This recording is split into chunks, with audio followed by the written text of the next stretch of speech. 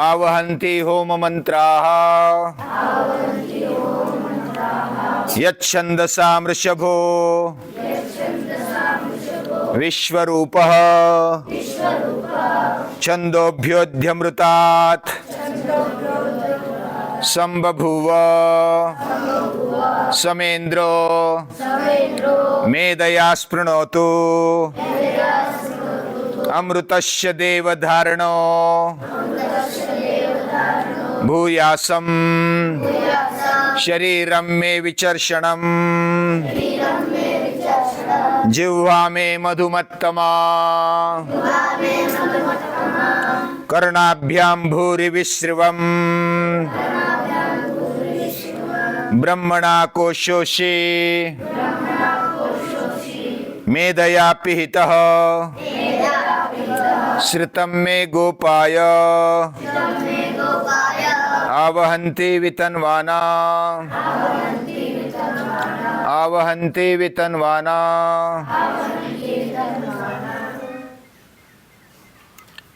हमारे पूर्वजों ने, ऋषियों ने, मुनियों ने जो भी प्रार्थना की है मंत्रों में, वह प्रार्थना ये मांग नहीं है, ये प्रतिज्ञा है कि हम करेंगे। नर करनी करे तो नर का नारायण बन जाए, यह ताकत हिम्मत हर एक में, हर मनुष्य में होनी चाहिए। ऐसा उनको लगा और उन्होंने ऐसा ही नहीं केवल बताया, यानी कि शब्दों से बताया, बाकी उनके आचरण में कुछ नहीं है, ऐसा नहीं देखने को मिलता। इसलिए हम भगवान याज्ञवल्क्य, भगवान वशिष्ठ, भगवान पतंजलि, भगवान वाल्मीकि, भगवान पाणिनि, ऐसे उनको भगवान कहते हैं। उन्होंने ये प्रभु पद को प्राप्त किया, यानी नर नारायण बन गए। उनके जीवन में ये तद्रूपता दिखाई देती है, तादात्म्य दिखाई देता है। उनका खुद का कुछ नहीं रहा और इसकी शुरुआत होती है बुद्धि से। बुद्धि मतलब विचारों से। हमारी बुद्धि बल संपन्न हो जाए, वह अमृत विचारों को धारण करे और प्रभु का कार्य करती रहे। केवल विचार होना और उसके साथ कार्य भी होना, यह हमारे जीवन में बदलाव लाता है। और हमारे ऋषि पूर्वज प्रार्थना करते हैं, शरीरम में विचर्षणम, मेरा शरीर इसके लिए पात्र बने, सक्षम बने। शरीर शुद्ध होना एक अलग बात है, शुद्ध होने से वो बलवान बनता है। और केवल शुद्ध होना इधर अपेक्षित नहीं है, वो पवित्र भी बने। पवित्र कब बनता है? हमने कई बार देखा, पवित्र वह होता है जो हमारे लिए कष्ट करता है, निस्वार्थ कष्ट करता है। हमारी माता, हमारे पिता, हमारे आचार्य, वो हमारे लिए कष्ट करते हैं, मेहनत करते हैं, पसीना बहाते हैं, वो हमारे लिए पवित्र हो जाते हैं। जो जिसके लिए मेहनत लेता है, बिना स्वार्थ मेहनत लेता है, वो उसके लिए पवित्र है। तो हमारा शरीर भी पवित्र बने, शुद्ध बने, इसके लिए क्या करना चाहिए? हमारा देह, हमारा शरीर प्रभु कार्य में उसको खपाना चाहिए। जब अपने शरीर को प्रभु कार्य में खपाते हैं तो वह पवित्र बन जाता है। भले वो दिखने में कुरूप हो,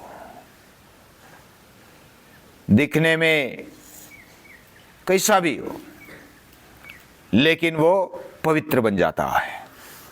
शरीरम में विचर्षणम जिह्वा में मधुमत्तमा।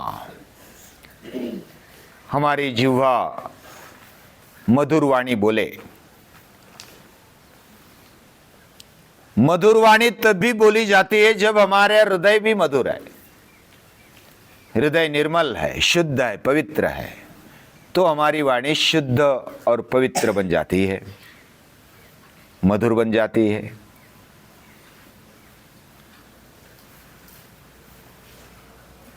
हमने ये भी देखा कि कोई मधुर तो बोलते हैं, मधुतिष्ठति जिह्वाग्रे हृदये तु हलाहलम, यानी जिह्वा पर तो बहुत मधुर मधुर बोलते हैं,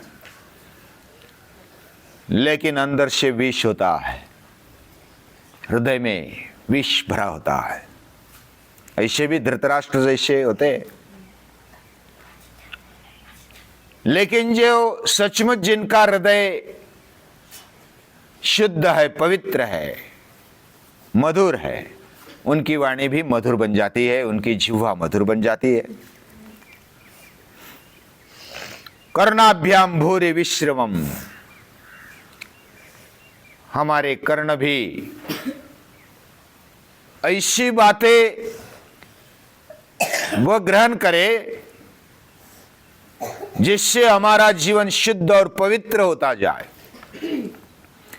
दुनिया में बहुत सारी बातें होती है, बहुत सारे ध्वनि होते हैं, वो सभी हमारे अंदर आने चाहिए, समाने चाहिए, ऐसा नहीं होता। सार सार को ग्रहिलई, जो सूप होता है ना, सूप यानी वो धान्य रिपेयर करने वाला, वह सार सार को ग्रहिलई थोथा दे उड़ाए, सार सार को ग्रहण कर लेता है। वैसे हमारे कान होने चाहिए, सार सार ले लेता है, बाकी थोथा उड़ा देता है। दुनिया में कचरा भी होता है, गलत बातें भी होती है। अभी तो मोबाइल आ गए, यानी ऑनलाइन बहुत कुछ है। हमें क्या लेना है, यह हमें तय करना है। ये बहुत बड़ी बात है। प्रलोभन सामने होने के बावजूद भी मैं मुझे चलित नहीं होने देना चाहता। मैंने जो राह पकड़ी है वह सही है, भले उसमें देर लग जाए, लेकिन मैं छोड़ूंगा नहीं। ऐसी दृढ़ता हमारे कानों में, हमारे जीवन में होनी चाहिए, तब हमारा जीवन महानता की ओर जाता है। इसको ही धैर्य बोलते हैं, इसको ही संयम बोलते हैं। संयम इसका अर्थ हमारे इंद्रियों का, शरीर का उपयोग ही नहीं करना, ऐसा नहीं है। उसका योग्य उपयोग करना, हमारे आंखों का, हमारे कानों का, हमारे मुंह का, हमारी जिह्वा का योग्य उपयोग करना चाहिए। और ऐसा उपयोग जो करना जानता है, उसके कान, वह हमारे शास्त्रों में ना बहुश्रुत बोला गया। जो विद्वान होता है उसको बहुपाठी नहीं बोला जाता। बहुपाठी यानी ज्यादा कंठस्थ करने वाला। कंठस्थ भी होना चाहिए, लेकिन केवल कंठस्थ करने वाला विद्वान नहीं माना जाता। जो सुनना जानता है, क्या हमें सुनना है, क्या पढ़ना है, क्या लेना है, ये जो जानता है वह अमृतत्व की ओर जाता है, वह सुपात्र बन जाता है। और इसलिए बहुश्रुत बोलते हैं। विद्वान यानी जो सच्चा होशियार है उसको बहुश्रुत बोला जाता है। वेदों को भी दूसरा नाम है श्रुति। श्रुति यानी वेद, जो सुने गए, ऋषियों ने बताए, और सुन सुनकर यहां तक आ गए। पहले तो कोई लिखान इतना नहीं था, लिखते थे भी, लेकिन वो भूर्ज पत्र पर वो तो सड़ जाता था, नष्ट हो जाता था। लेकिन उनकी मेमोरी है, बुद्धि है, उनमें वो समा लेते थे, सुन सुनकर उसको याद रखते थे। और इस तरह आज तक अभी वेद टिके, इसलिए श्रुति कहा जाता है। कर्णाभ्याम भूरि विश्रवम ब्रह्मणा कोशोषि मेधया पिहितः। हे प्रभु, ये जो कोश है ये ब्रह्म का आवरण है। हमारा जीवन ये ब्रह्म का आवरण बन गया है।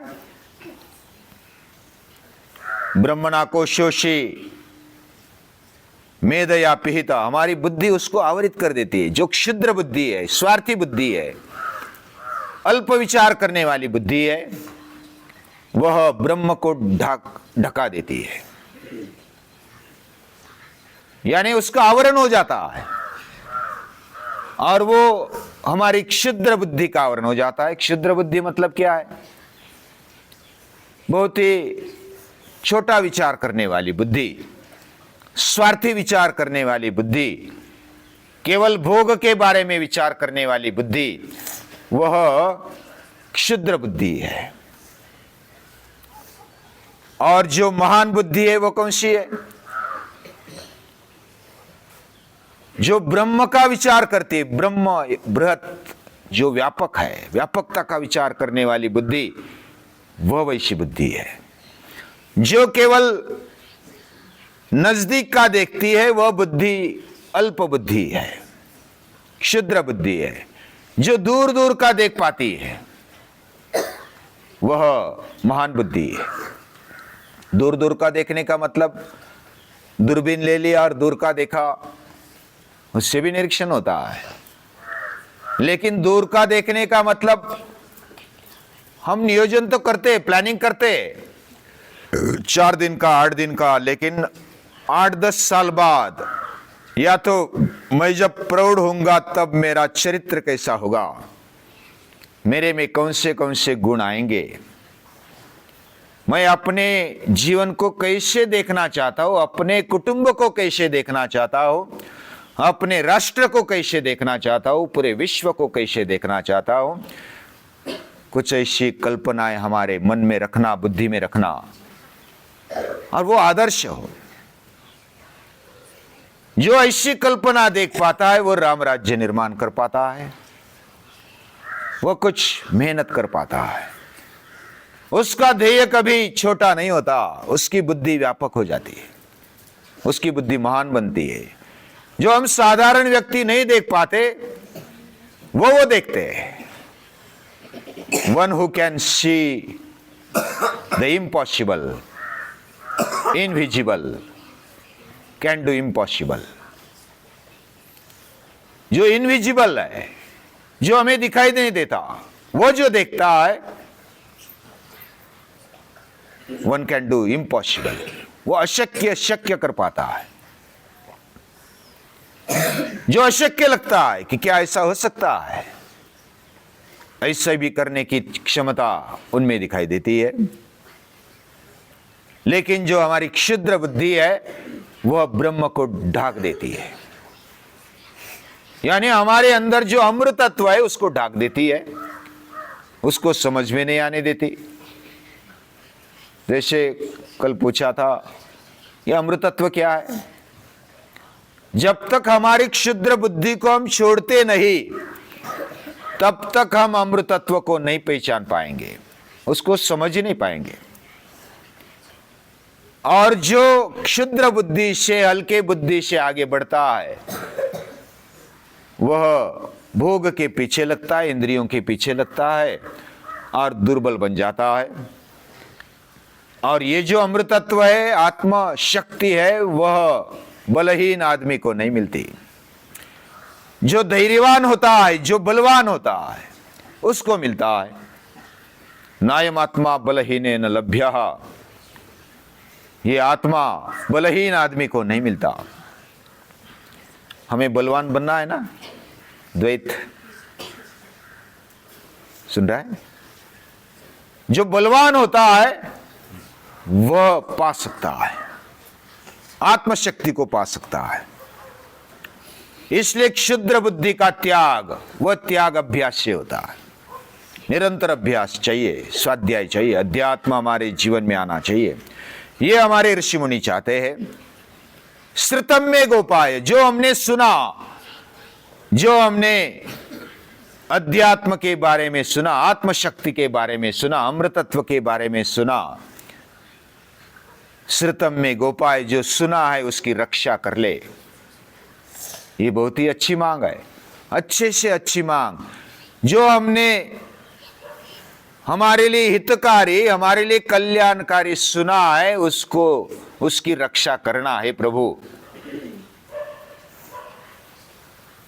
हमारे मन की, हमारी बुद्धि की ताकत बढ़ जाती है इससे। इसकी रक्षा करने का मतलब हम क्या याद रखते हैं? दूसरों ने मुझे कुछ खिजाया, मुझे तकलीफ दे दी, मुझे दुख दिया, और उसको हम याद रखते, मरते दम तक याद रखते। किसी एक आध व्यक्ति ने अगर कुछ बोला होगा तो वो जन्म भर याद रखता है। अभी वो याद रखना, ये उसकी रक्षा हो गई। यानी जो याद रखा है उसकी जीवन भर रक्षा की। क्या हम अमृतत्व को याद रखते हैं? क्या उसकी रक्षा करते हैं? तो भगवान के पास मांग करते हैं हमारे ऋषि मुनि कि जो अच्छी बातें है उसको याद रखना। ओम भद्रं कर्णे भी शृणुयाम देवाः, जो भद्र है, कल्याणकारी है, वो हमारे कान सुने, बाकी छोड़ दे। हम बाकी ज्यादा याद रखते हैं, इसने ये किया, उसने वो किया, तो हमारे कर्ण, हमारे कान और हमारा हृदय बिगड़ जाता है।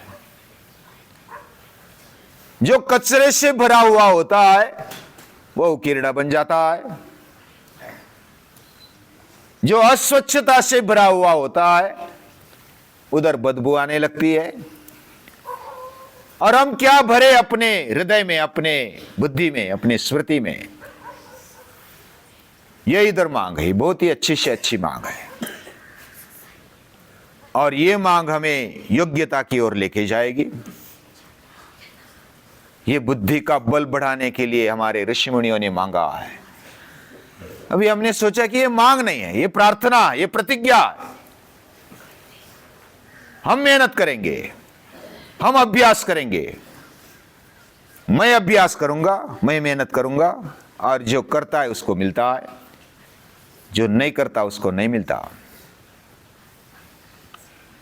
और हम करने वाले हैं। भगवान हमें शक्ति दे, बुद्धि दे, हमारे भाव को, हमारे हृदय को शुद्ध और पवित्र बनाए। ऐसी मांग प्रार्थना करते हुए उसको नमस्कार है, प्रणाम।